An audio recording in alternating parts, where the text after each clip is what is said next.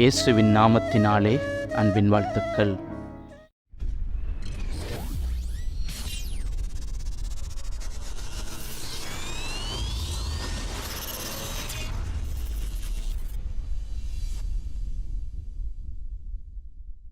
எலிசாபாளின் பெயர் யாத்ராகமம் 6:23 மட்டும்தான் சொல்லப்பட்டிருக்கிறது.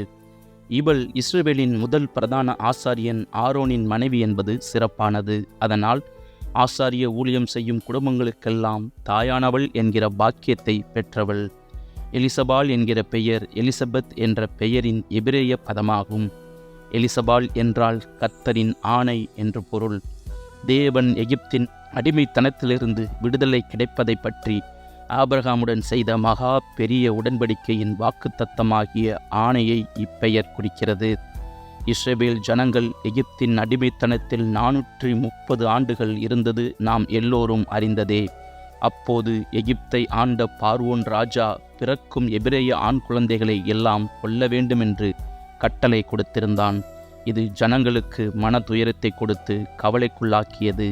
இப்படிப்பட்ட சூழ்நிலையில் எலிசபாள் பிறந்ததால் கர்த்தர் ஆபிரகாமுக்கு கொடுத்த விடுதலை பற்றிய வாக்குத்தத்த ஆணையை நினைவுகூர்ந்து இவளது பெற்றோர் கர்த்தரின் ஆணை என்ற அர்த்தமுடைய எலிசபாள் என்ற பெயரை இவளுக்கு சூட்டியிருக்கலாம் என்று வரலாற்று ஆய்வாளர் வில்கின்சன் கூறுகிறார். இவளது தகப்பன் அம்மினதாப்.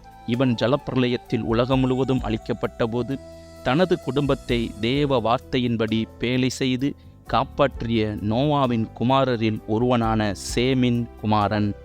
ஆரான் வழியில் பிறந்தவன். ஆதியாகமம் 10:22.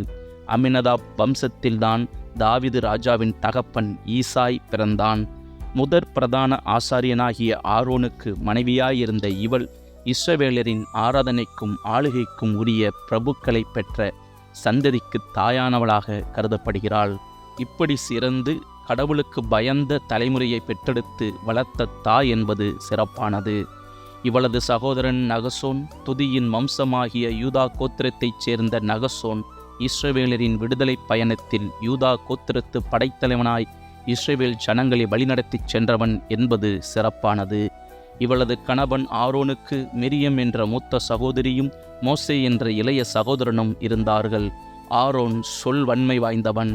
இஸ்ரவேல் ஜனங்களின் விடுதலைக்காக ஆரோன் மோசேயுடன் சென்று மோசேயின் வாயாக இருந்து பார்வோனிடம் ஜனங்களை விடுவிக்குமாறு கேட்டான்.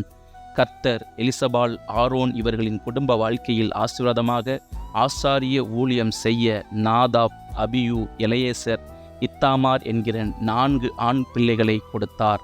லேவியராகமம் 10:1-2 காணலாம். நாதாப் அபியூவின் மரணத்தை கூறுகிறது. இருவரும் தவறான நேரத்தில் தவறான இடத்தில் தேவன் கட்டளையிடாத அந்நிய அக்கினியின் தூபம் காட்டினர். தேவனை பரிசுத்தம் பண்ண தவறினார்கள்.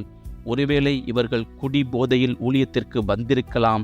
லேவியராகமம் 10:1-9 அந்நிய அக்கினியை தேவ சன்னதியில் கொண்டு வரக்கூடாது என்ற கட்டளையை மீறிக்கொண்டு வந்ததினால் கர்த்தருடைய சன்னதியிலிருந்து அக்கினி புறப்பட்டு அவர்களை பட்சித்தது. இருவரும் மரித்தார்கள். இவர்களது இந்த பரிதாபமான முடிவு இன்றும் ஊழியம் செய்பவர்களுக்கு எச்சரிக்கையாக இருக்கிறது. கர்த்தர் நமக்கு ஈவாய் கொடுத்த பிள்ளைகளுக்குள்ளே வித்தியாசம் உண்டு. நற்காரியத்தை செய்து பெற்றோருக்கும் குடும்பத்திற்கும் நல்ல பெயர் வாங்கி கொடுக்கிற பிள்ளையாய் வளர்ப்பது நமது கடமை. ஆண்டவர் வெறுக்கிற தீமையான காரியங்களை செய்து பெற்றோருக்கும் குடும்பத்திற்கும் இழுக்கை உண்டாக்குகிற பிள்ளைகளுக்காய் செபித்து அவர்களையும் நல்வழிப்படுத்துவது மிகவும் அவசியமானது. குடும்பத்தில் தாய் தகப்பனின் சாட்சியுள்ள வாழ்க்கை பிள்ளைகளை நல்வழிப்படுத்தும் என்பதில் சந்தேகமில்லை.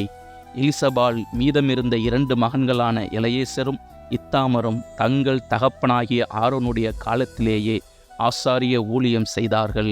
எலெயேசர் லேவியருடைய தலைவர்களுக்கு தலைவனாய் தன் தந்தையின் இடத்தில் பிரதான ஆசாரியனாய் பின்னாளில் உயர்வு பெற்றான். என்னாகமம் 3:22. தன் பெற்றோருக்கு கனத்தை கொடுக்கிறவனாய் தன் தந்தையின் அடிச்சோடுகளை பின்பற்றினான். பிள்ளையானவன் நடக்க வேண்டிய வழியிலே அவனை நடத்து, அவன் முதிர் வயதிலும் அதை விடாதிருப்பான் என்று நீதிமொழிகள் 22:6 சொல்லுகிறபடி பிள்ளைகளை நல்வழியில் நடத்தி வளர்க்கும்போது அவர்கள் முதிர் வயது வரை அதை பின்பற்றுவார்கள் என்பது நிச்சயம்.